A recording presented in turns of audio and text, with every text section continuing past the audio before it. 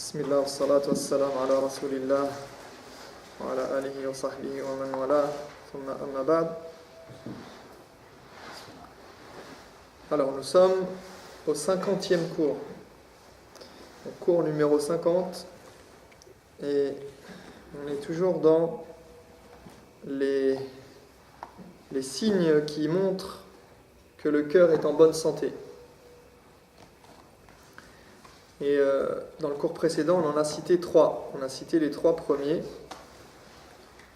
fait, dans les 2 cours précédents plutôt, on avait traité... Alors, qui se rappelle? Toujours la question piège. Pour savoir si... Au moins, si c'est pas noté sur papier, si c'est noté dans la tête.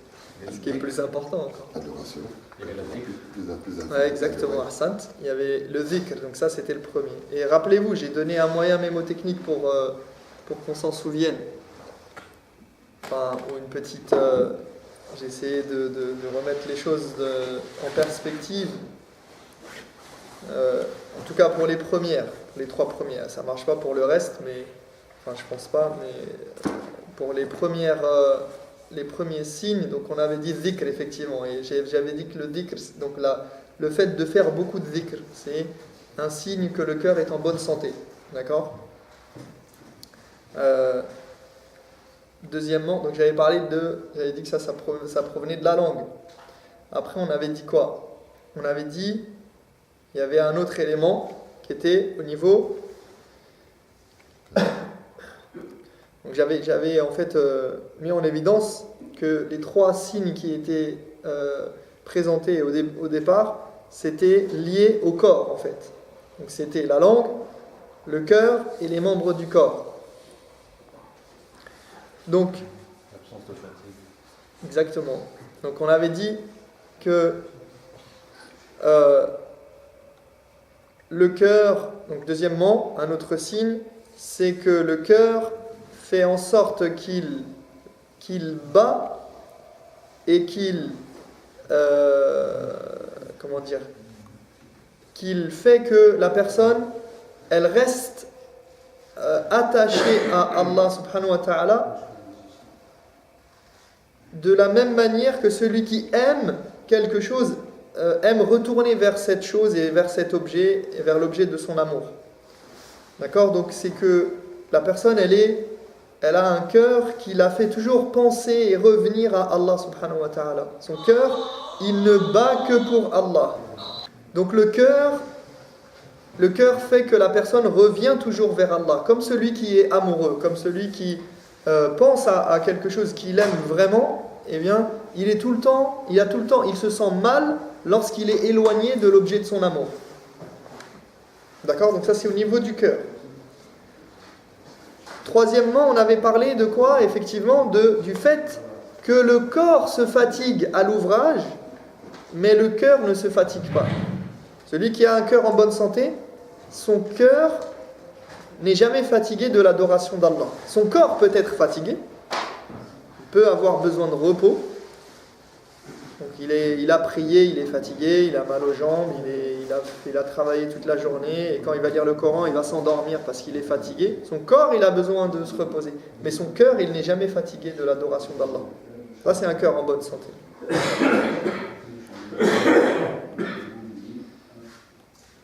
Taïeb. Quatrièmement, alors je reviens où on en était.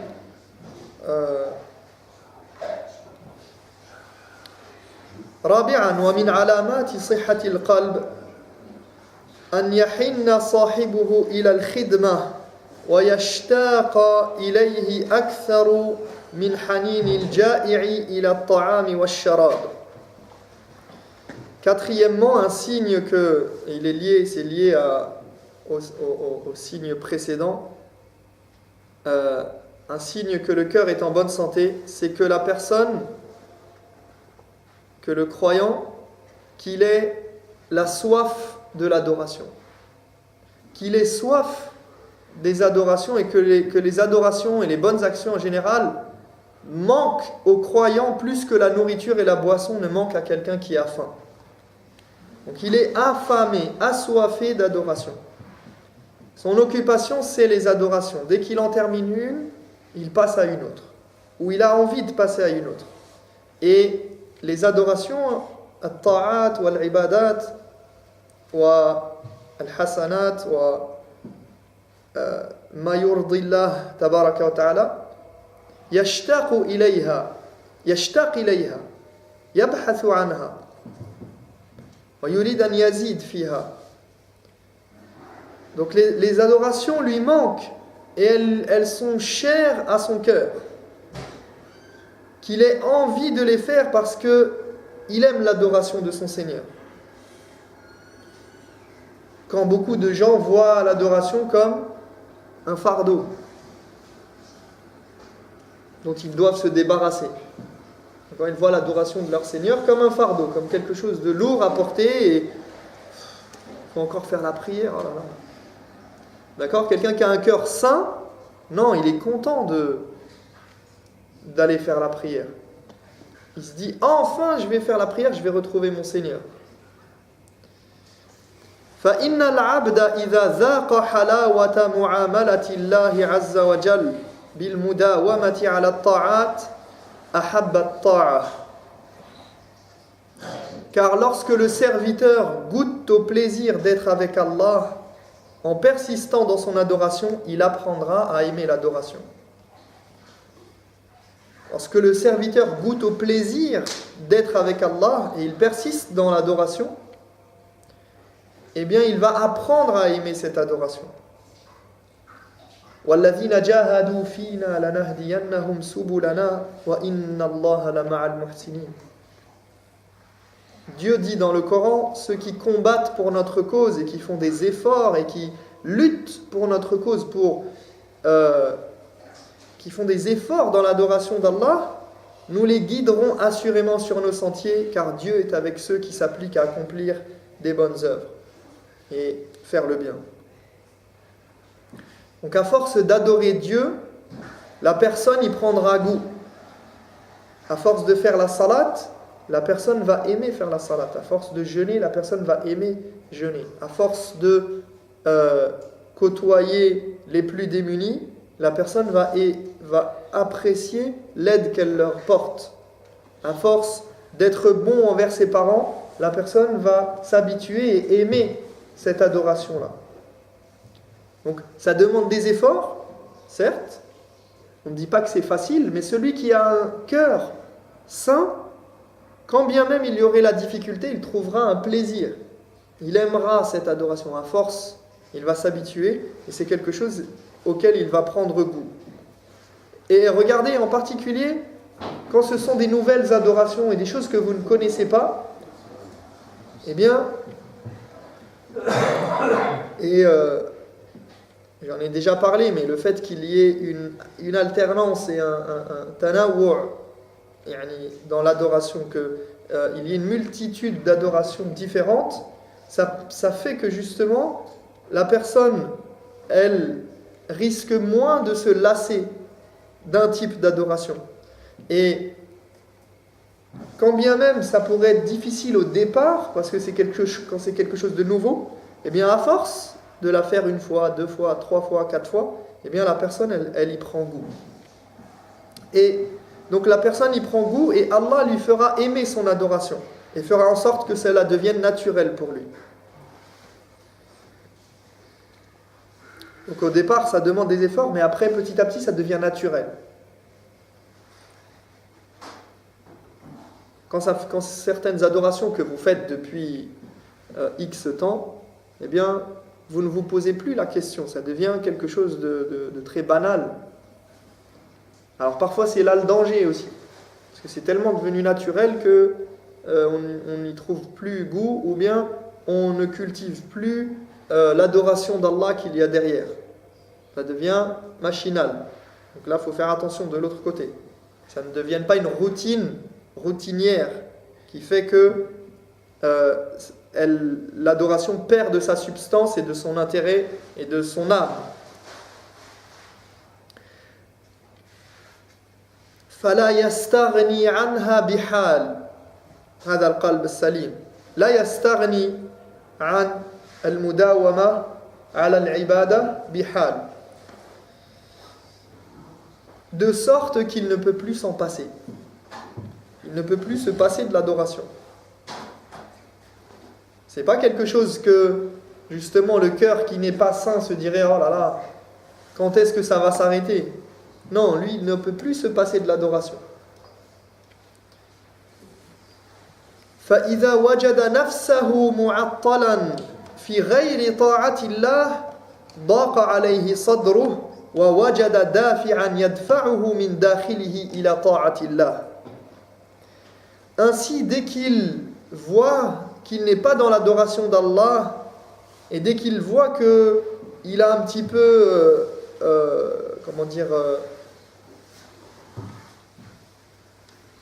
qu'il s'est relâché, qu'il a lâché du lest, eh bien,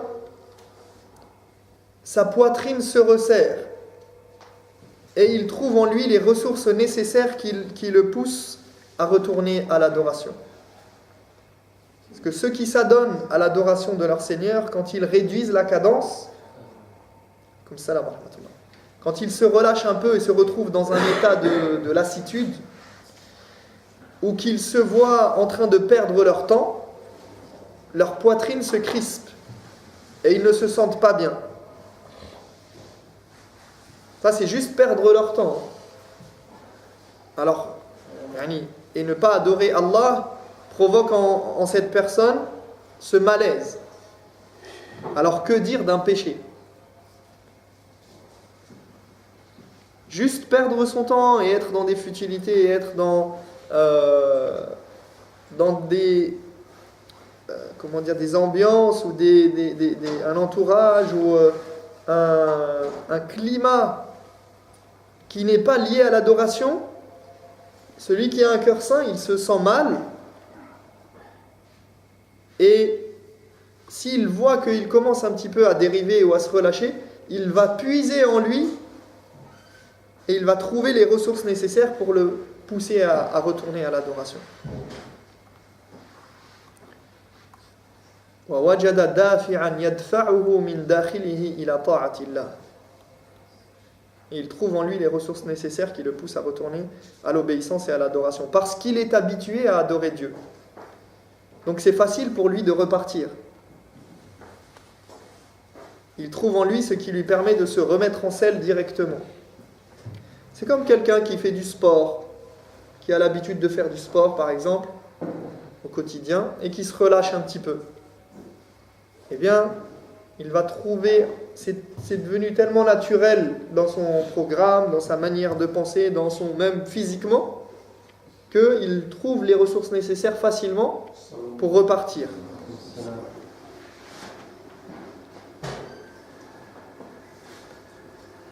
كما نصحت إحدى الصالحات من السلف بنيها فقالت لهم تعودوا حب الله وطاعته فإن المتقين ألفوا بالطاعة فاستوحشت جوارحهم من غيرها فإن عرض لهم الملعون بمعصية مرت المعصية بهم محتشمة فهم لها منكرون.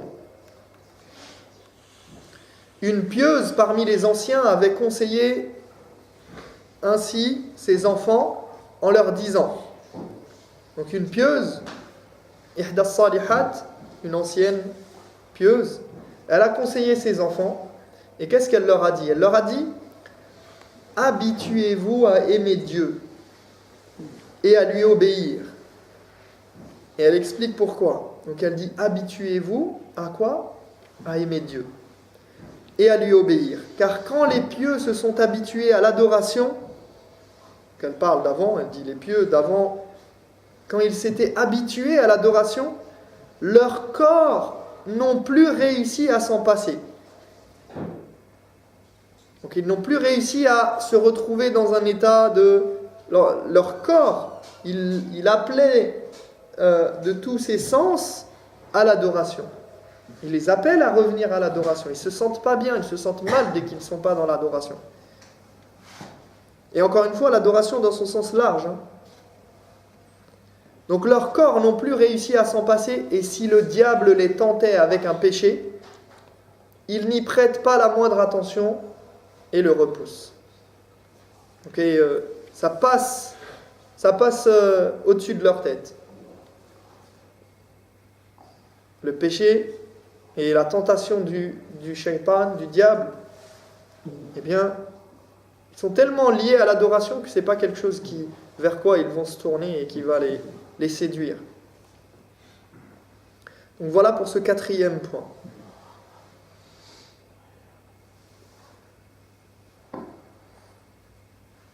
Donc on a dit, c'est le fait d'avoir la soif d'adoration. Amisan.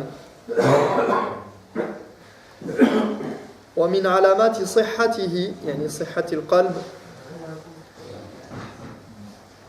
أنه إذا دخل في الصلاة ذهب عنه همه وغمه بالدنيا ووجد فيها راحته ونعيمه واشتد عليه خروجه منها كما قال صلى الله عليه وسلم وجعلت قرة عيني في الصلاة. Cinquièmement, donc un des signes que le cœur est en bonne santé, que lorsqu'il entre en prière, il oublie tous ses problèmes et tous ses soucis de ce bas monde, et il y trouve son apaisement et son plaisir, et il n'a plus envie de la quitter. Comme le prophète sallallahu alayhi wa sallam disait, Allah a fait que je trouve ma réjouissance dans la prière. Donc lorsqu'il entre en prière, et pour ceux qui ont assisté à la khutbah de vendredi, c'était le sujet de la khutbah, en gros, lorsqu'il entre en prière, il oublie tout. Il est dans la prière, il est concentré dans sa prière, il est humble, il est dans le recueillement, et il oublie ses problèmes et ses soucis, et il trouve son apaisement et son plaisir dans cette prière. Il rentre en prière, il est dans un autre état. Il est en état de ihram, de sacralisation, Allahu Akbar. Il a dit Allahu Akbar, il a compris ce que veut dire Allahu Akbar, Dieu est plus grand. Et ça y est, Dieu est plus grand que tout. Dans son esprit, dans son cœur, dans sa tête. Comme on rapporte de un ancien qui s'appelle Hatim al-Asam, et qui disait, quand je rentre en prière, je vois devant moi le paradis, derrière moi l'enfer, ou à ma droite l'enfer par exemple, et à ma gauche as-sirat. En fait, il est dans un autre, il voit, quand il rentre en prière, il est dans un autre état, dans un autre monde, dans un autre univers totalement. Il n'est plus avec les gens de ce bas monde. Parce que la prière, eh bien, elle a une place importante dans son cœur. Et il sait que quand il rentre en prière, il est avec son Seigneur. Il est avec Allah subhanahu wa ta'ala. Il ne fait pas juste des mouvements. Allahu Akbar, Allahu Akbar, salam alaikum. Khalas, on rentre chez nous, on n'a rien compris. Qu'est-ce qu'il a récité l'imam? Qu'est-ce que j'ai récité? Je ne sais même pas. Non, il est en prière, ça veut dire quelque chose. Ça a une grande signification. Et donc celui qui a un cœur saint, lorsqu'il entre en prière, il y trouve son plaisir. Et il n'a plus envie que ça se termine.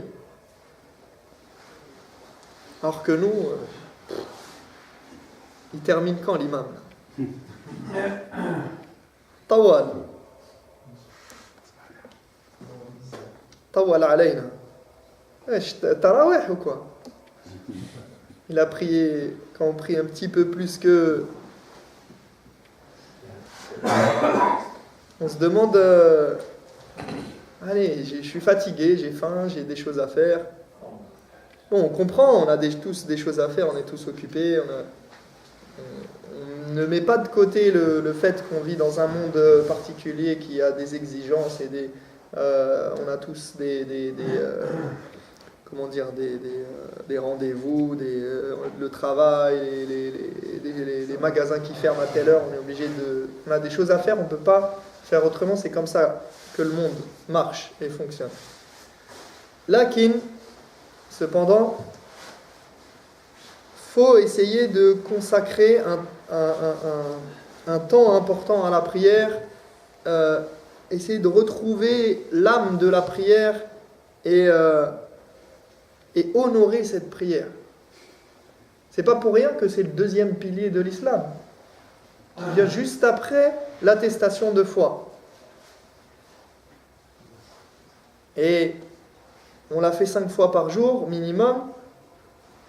Mais ces 5 fois par jour, alors je sais, on a, comme je disais, certains ils sont au travail, à l'université, à l'école. On ne peut pas toujours la faire comme on aimerait. Et des fois, on est même dans des... Déjà qu'on arrive à la faire. Alhamdulillah, c'est déjà bien. Mais faire en sorte qu'on ait un temps où quand on rentre en prière, eh bien, on arrive ces 5 minutes, 10 minutes, je sais que c'est dur, hein, mais à essayer un petit peu d'être concentré. Dès qu'on se déconcentre, qu'on revienne. D'accord? Et dans la khutbah, j'ai cité le hadith où le prophète, alayhi salatu wassalam, il dit que il se peut et il arrive que quelqu'un sorte de la prière et qu'il n'en ait obtenu finalement que le 10e, le 9e, le 8e, jusqu'à la moitié. Donc celui qui sort en ayant la moitié de la prière, c'est déjà, il est gagnant par rapport à tous les autres. Mais celui qui sort en ayant eu que le 10e de la prière, de toute sa prière, alors certes, il s'est dégagé de responsabilité devant Dieu d'avoir accompli sa prière, on ne lui demande pas de refaire sa prière, mais c'est vraiment dommage qu'on obtienne de cette prière, que ce soit ici-bas ou dans l'au-delà, c'est-à-dire que les récompenses au sens où cette prière Inna salata tanha anil fahsha'i wal munkar. D'accord, cette prière, elle est censée nous éduquer, nous éloigner des turpitudes et des péchés. Et nous élever. Et pourtant, on voit que on a même des gens qui font la prière depuis des années et des années, et quand tu vois le comportement, c'est exécrable. Et même nous, parfois, ça nous arrive. On a fait la prière et on sort de la prière. Même on est dans la mosquée, ça peut éclater, les voix, elles se lèvent, il y a des embrouilles, il y a des discordes, des dissensions et des problèmes. Donc cette prière, elle est importante et on doit lui donner son importance, autant dans la forme que dans le fond. Et regardez, le prophète, alayhi salam, il a dit « Allah a fait que je trouve ma réjouissance dans la prière. » وَجُعِلَتْ قُرَّةُ عَيْنِي فِي الصَّلَاةِ. Qurratul ayn, c'est la chose que lorsqu'on pose notre œil dessus, ça nous réjouit, ça nous satisfait. Donc c'est sa réjouissance, c'est son plaisir. Son plaisir, c'est d'être dans la prière. Alors nous, il faut qu'on essaye, et ça c'est un des signes que le cœur est en bonne santé, c'est d'avoir ce plaisir et cette réjouissance dans ce salat. Il faut qu'on lui donne sa place à la prière dans notre vie, dans notre cœur, pour que, incha'Allah ta'ala, on arrive à grappiller un petit peu, ne serait-ce qu'un tout petit peu de cette halawa, de cette douceur et de ce plaisir et de se délecter de la prière. Que ce ne soit pas quelque chose qu'on emballer, c'est plié en 2 secondes et on a fini et on retourne à nos activités. Au moins ce temps-là, c'est 4, 5 minutes, 10 minutes à essayer d'être en connexion avec Allah subhanahu wa ta'ala. فنسأل الله تبارك وتعالى أن يجعلنا من الذين يستمعون القول فيتبعون أحسنه أولئك الذين هداهم الله وأولئك هم أولو الألباب وفي هذا القدر كفاية سبحانك اللهم وبحمدك أشهد أن لا إله إلا أنت أستغفرك وأتوب إليك.